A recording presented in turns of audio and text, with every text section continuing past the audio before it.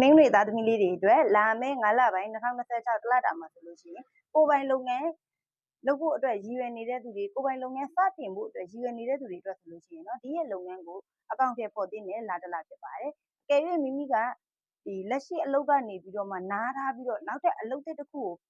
ရှာနေတဲ့တင်းငွေသားသမီးတွေဆိုလို့ရှိရင်လေလုပ်ငန်းအသစ်တွေရပါလိမ့်မယ်။ရရှိလာတဲ့လုပ်ငန်းအသစ်ကလည်းကိုဝါသနာကိုအရင်ခံပြီးတော့မှလုပ်ရတဲ့အလုပ်မျိုးကိုယ့်ရဲ့အကြိုက်နဲ့ထပ်တူဖြစ်တဲ့လုပ်ငန်းမျိုးကိုရရှိပါလိမ့်မယ်ရှင်။အကယ်၍လုပ်ငန်းတွေပြောင်းဖို့ရည်ရွယ်နေတဲ့သူတွေလက်ရှိအလုပ်မှာမပျော်ဘူး။နောက်အလုပ်ကိုပြောင်းဖို့ရည်ရွယ်နေတဲ့သူတွေဆိုလို့ရှိရင်လည်း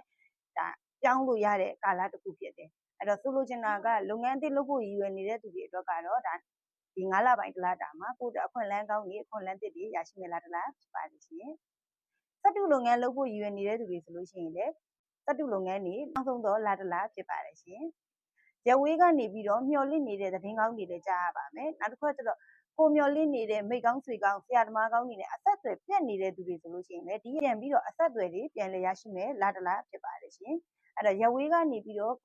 ပစ္စည်းတွေမှာထားပြီးမြဲဒီအကြောင်းမျိုးမျိုးနဲ့ပေါ့နော်လန်ခီကြံ့ကြာပြီးတော့မှမရောက်သေးတဲ့ပစ္စည်းတွေဆိုလို့ရှိရင်လည်းဒီရောက်ရှိလာမှာပဲဖြစ်ပါတယ်ရှင်။အဓိကကတော့9လပိုင်းတလတာလုံးမှာတင်းငွေသားသမီးလေးတွေအနေနဲ့ဆက်ဆက်ရရအောင်မြင်စီဖို့အတွက်ကတော့ဆုံးဖြတ်ချက်တစ်ခုကိုတေချာခံနိုင်မှာချပါနောက်တစ်ခုကကိုယ့်ကိုယုံကြည်မှုရှိရှိနဲ့အလုပ်ကိုလုပ်ပါကိုယ့်ယုံကြည်မှုရှိရှိနဲ့လုပ်လိုက်တဲ့အခါမှာလုပ်ငန်းတွေကကိုမှန်းထားတာတဲ့ရလက်တွေပို့ပြီးတော့ကောင်းမွန်နေမယ်လားတလားဖြစ်ပါတယ်နောက်တစ်ခုကကြတော့ကိုလုပ်ချင်နေတဲ့လုပ်ငန်းတွေလုပ်တဲ့အခါမှာဒီလိုအပ်တဲ့အကူအညီတွေလိုအပ်တဲ့အကြံပြုချက်တွေကအထက်ပုဂ္ဂိုလ်တွေเนาะမိမိရဲ့ပထမဆက်ပုဂ္ဂိုလ်ပိုင်းဆိုင်ရာတွေရဲ့စောင့်ရှောက်ပေးမှုလမ်းပြပေးမှုတွေနဲ့ကိုယ့်ရဲ့လုပ်ငန်းတွေလိုအပ်တဲ့အကြံဉာဏ်တွေလိုအပ်တဲ့အကူအညီတွေရရှိလာမှလည်းဖြစ်သလိုမိမိရဲ့ဒီမိတ်ဆွေပေါင်းတွေတငယ်ချင်းဆရာသမားအကြီးအကဲတွေရဲ့ကူညီပေးမှုတွေလည်းရရှိမှာဖြစ်တယ်။အဲ့ဒီရဲ့နေရာမှာကိုလိုအပ်တဲ့အကူအညီရရှိဖို့အတွက်ဆိုလို့ရှိရင်တော့တွေ့ဝိုင်းနေတာမျိုးတွေမဟုတ်ဘဲနဲ့ကိုဘလို့အခက်အခဲတွေရှိတယ်ဆိုတာကိုပြောဖို့လိုအပ်ပါတယ်။အဲ့ဒီခါမှကိုလိုချင်တဲ့အကူအညီတွေရရှိလာမှာပဲဖြစ်ပါတယ်ရှင်။ငွေကြေးကန်တွေကလည်းဒီ9လပိုင်းတလတာမှာငွေကြေးကန်တွေအထူးကောင်းမွန်နေမယ်လာတလဖြစ်ပါတယ်။မိမိတို့ရဲ့ပုဂ္ဂိုလ်ပိုင်းဆိုင်ရာအဆောင်ရှောက်တွေရဲ့စောင့်ရှောက်ပေးမှုတွေနဲ့ငွေကြေးကန်တွေကအတော်လေးကိုကောင်းမွန်နေမယ်လာတလဖြစ်ပါတယ်။တို့ပေမဲ့ငွေကြေးကန်တွေကောင်းပြီးတော့မှငွေမမြဲတဲ့လာတလဖြစ်နေတဲ့အတွက်ကြောင့်မလို့ဒီဝင်လာသမျှငွေတွေမြဲစေဖို့အတွက်ကမိမိမှာငွေကြေးကန်တွေဝင်လာပြီဆိုလို့ရှိရင်ဒီရဲ့ငွေကြေးကိုကိုယ့်ရဲ့လုပ်ငန်းအတွက်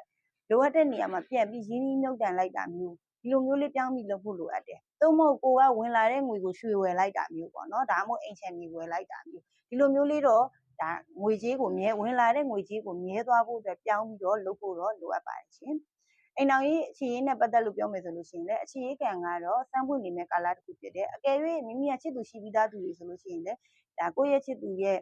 ့ဒီလက်ထပ်ဖို့ပေါ့နော်လက်ထပ်ဖို့အတွက်စိတ်ဆက်ကြောင်းလန့်ဖို့အတွက်ကမ်းလှမ်းလာတာမျိုးတွေရရှိမယ်လားတလားဖြစ်ပါတယ်ရှင်။မိမိရဲ့ချစ်သူနဲ့ဒါဒီအဝေးရောက်နေတာဆိုလို့ရှိရင်လည်းကိုယ့်ရဲ့ချစ်သူနဲ့ပြန်ပြီးအဆက်အသွယ်ပြန်ရတာမျိုးတွေ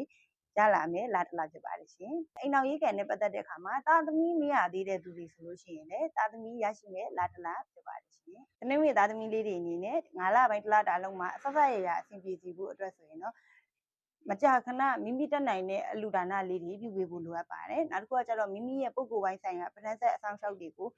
အလူအတန်းပြုတဲ့အခါတိုင်းမှာဒီမိမိနဲ့ထပ်တူရစေဖို့အတွက်ပုဂ္ဂိုလ်ပိုင်းဆိုင်ရာပထမဆက်အဆောင်ရှောက်တွေကိုမေတ္တာလေးပို့ပေးပါပုဂ္ဂိုလ်တွေရဲ့လမ်းပြမှုတွေအတိုင်းတေချာလေးလိုက်လို့ပါဒါဆိုလို့ရှိရင်တော့ကံကောင်းခြင်းတွေရရှိပိုင်ဆိုင်ရပါလိမ့်မယ်ရှင်ခရီးသွားဖို့ရည်ရွယ်နေတဲ့သူတွေဆိုလို့ရှိရင်လည်းမိမိသွားခြင်းနဲ့ခရီးတွေသွားဖို့ရှိပါတယ်ရှင်ပြည်ပကိုခရီးသွားဖို့ရည်ရွယ်နေတဲ့လူတွေပြည်ပကိုအလုံးနဲ့သွားဖို့ရည်ရွယ်နေတဲ့သူတွေဆိုလို့ရှိရင်လည်းဒါပြည်ပကိုထွက်ရမယ်အကယ်၍မိမိကဒီမြန်မာပြည်ထဲမှာပဲဖျားဘူးသွားချင်တာမျိုးတွေနောက်တစ်ခုဒီအလဲဘက်ခီးသွားချင်တာမျိုးတွေဒီလိုမျိုးတွေဆိုလည်းသွားဖို့ရှိပါတယ်ရှင်။အဲ့ဒီသားသမီးလေးတွေအနေနဲ့လည်းလာမယ့်9လပိုင်းတလတာဒီဆက်ဆက်ရရကံကောင်းခြင်းတွေရရှိပိုင်ဆိုင်တဲ့လက်တလဖြစ်စီဖို့အတွက်ကိုလည်းဆရာမကဆုတောင်းမေတ္တာအပုဒ်တာပေးလိုက်ပါတယ်ရှင်။ဆရာမရဲ့မေတ္တာတက်ကိုခံယူသွားဖို့အတွက်လည်းဒီဗီဒီယိုဖိုင်လေးကိုအသေးပေး share ပေးသွားဖို့မမေ့ပါနဲ့နော်။